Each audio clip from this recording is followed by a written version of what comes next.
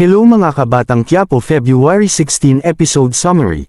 Sa bahay nila Enteng sinabi ni Rigor na dalhin mo sila Tanggol sakin sa Buenaventura at sa bawat wala sila uubusin ko ang kuko ng nanay mo. At umalis si Enteng at sinabi wag mong sasaktan ang nanay ko. At sa lumang building ay sinabi ni Ramon na padalo dalos ng desisyon si Enteng na maaring ikapahamak niya. At sinabi ni Tanggol maghihintay ako sa baba, hinintayin ko si Enteng at sakali nag-iisip si Enteng at sinabi na nay ano gagawin ko nay.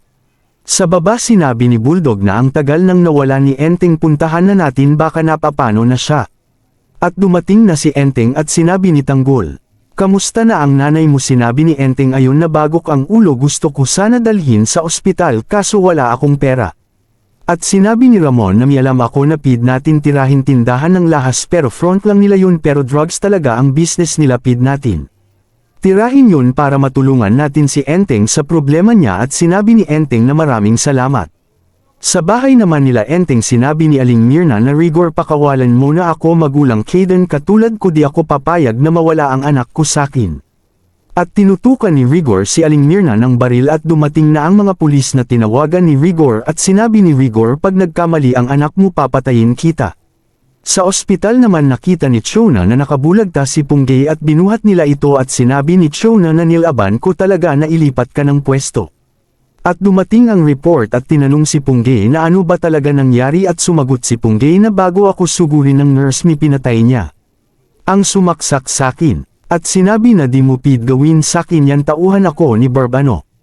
At sa lumang building sinabi ni Tanggol kay Enteng na handa kami tumulong lahat gagawin namin at sinabi ni Enteng wag na lang. At sinabi ni Enteng paano ang pagiging mayor mo pag nahuli ka at sinabi ni Enteng mapalad ako dahil naging kaibigan ko kayo. At sinabi ni Tanggol wala na akong kapatid at kayo na lang ang pamilya ko at kaibigan kaya lahat gagawin ko para sa iyo Teng. Sa bahay ni Rigor ay kumuha siya ng alak at uminom at naalala niya ang pagpatay ni Rigor kay Santino.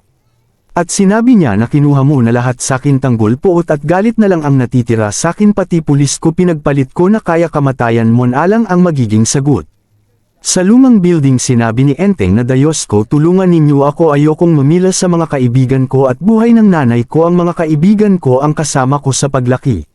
Ngunit ayoko naman mamatay ang nanay ko sa kamay ng hiyap na si Rigor Diyos ko tulungan ninyo ako. Sa City Hall naman tumawag si Rigor kay Roberto at sinabi na mapapatay ko na si Tanggol ni hawak ako na tao na magdadala sakin kay Tanggol. At sinabi ni Roberto na pag napatay mo si Tanggol ibibigay ko ang lahat ng hiling mo pera o kahit ano. At sinabi ni Rigor na di ko kailangan ng pera.